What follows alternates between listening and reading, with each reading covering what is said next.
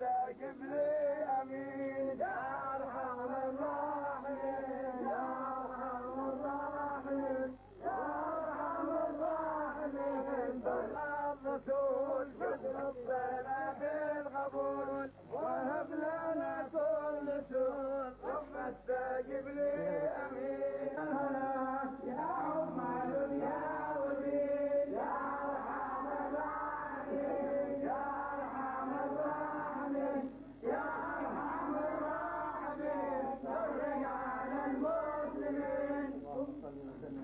يا محمد وعلى ال سيدنا محمد اللهم بسر حبيبك ونبيك محمد صلى الله عليه وسلم وبسر ال بيته الطاهرين الكرام. اسالك اللهم ان تجعل دخولنا ودخول اخواننا الى هذه المواطن دخول الخير والبركه الحسيه والمعنويه الظاهره والخفيه واللطف كان بيننا ان شاء الله وبين اخوانك حبيبنا ونبينا محمد صلى الله عليه وسلم. نسال الله سبحانه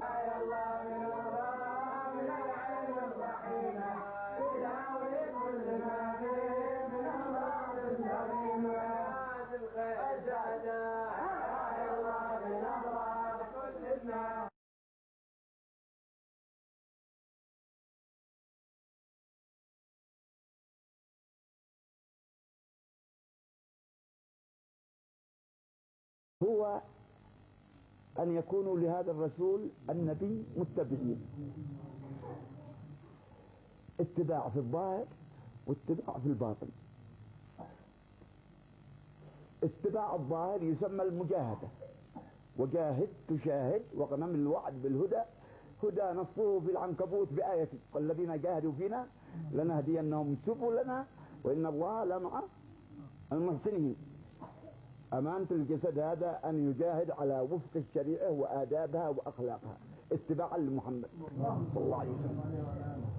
وأمانة القلب أن يكون مشاهد لملك الملوك كيف يتصرف في هذا الوجود حتى يعرفه. فإن غفل القلب عن هذه المشاهدة فقد خان الأمانة على قدر غفلته، إن كثير فكثير وإن قليل فقليل. وأمانة الجسد القيام بهذه المجاهدة على وفق الشريعة وأوامرها ونواهيها وأخلاقها وآدابها. فإذا ضعف عن المجاهدة في بدنه على وفق الشريعة فقد خان الأمانة على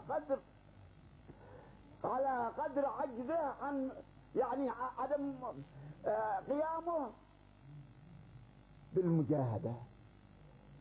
هذه المجاهدة الذي عرفوها لنا الرجال هي مقام الشكر كما قال سيدي العزني سيدي أبي بكر المشهور، قرأناها قبل قليل إنها مقام الشكر.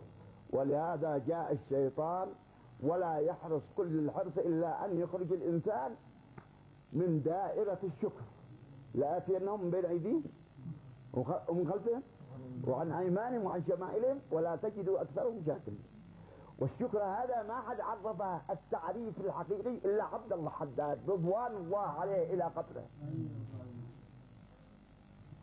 وشكرا على النعماء برؤية منعم شهود القلب وصرف الذي أسداه في سبل طاعته المجاهدة.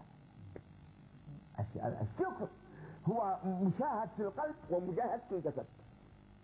ما سمع تعريف مثل هذا التعريف رضوان الله عليه. وشكرا على النعماء برؤية منعم وصرف الذي أسداه في سبل طاعته. هذا أمانتنا الأمة. وأمانة أهل البيت أن يعود زمام الأمر إليهم ليقودوا هذه الأمة، لأنها أصبحت في لجة بحر هذه الأمة، في سفينة لا قائد لها، والأمواج تضربها من مطرع ومن منزل ومن أيسر ومن أيمن، ولا وجد الأذياء ولا وجد الملاح الذي يأخذ بهذه السفينة حتى يرسيها عند محمد صلى الله عليه وسلم في عرفات القيامة. هناك عندما ينصب الكوثر وتأتي عليه الأمة وهي أظمأ ما كانت قط تتمنى نقص قطرة واحدة تروي بها عطشها آلاف السنين. قال سيدنا علي 50 موقف مواقف القيامة، كل موقف 1000 سنة على وفق قول تعالى في يوم كان مقداره 50,000 سنة فاصبر صبرا جميلا. وهذه أمانتهم أن تعاد إليهم، ولا واحد يأخذ بنا حتى يوصلنا إلى نبينا على الحوض إلا هم. هذا الذي قاله رسول الله صلى الله عليه وسلم لن يفترقا حتى يرد علي الحوض.